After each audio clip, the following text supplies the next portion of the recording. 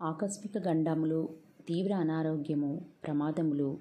తీవ్ర ఆర్థిక నష్టములు సంభవించినప్పుడు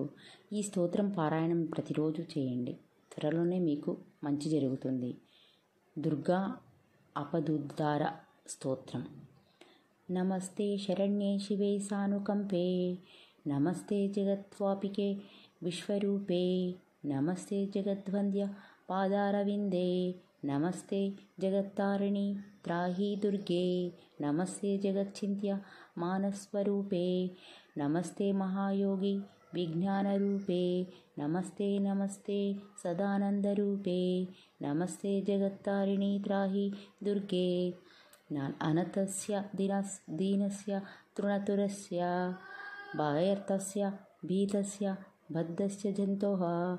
త్వం ఏక గతి దేవి విస్త్రార్య కర్త్రీ, నమస్తే జగత్తారిణి త్రాహి దుర్గే, ఆరణ్యే రణే దారణ్యే శత్రుమధ్యే అనలే సాగరే ప్రాంతారే రాజగృహే త్వం ఏకగతి దేవి నిస్తారనౌకా, నమస్తే జగత్తారిణి త్రాహి దుర్గే, అపారమహాదుస్తారై త్వంతఘోరే విపస్సాగరే మజితాం దేహి భజాం త్వం ఏకగతిర్దేవి నిస్తారహేతురే, నమస్తే జగత్తారిణి త్రాహే దుర్గే,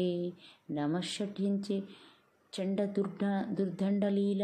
సముత్ఖండిత శేషత శత్రో త్వం ఏకగతిర్దేవి వినిస్తారబీజం, నమస్తే జగత్తారిణి త్రాహి దుర్గే, త్వమేవ భావధృత సత్యవాదిన్యమే యాజిత క్రోద్ర నిష్ట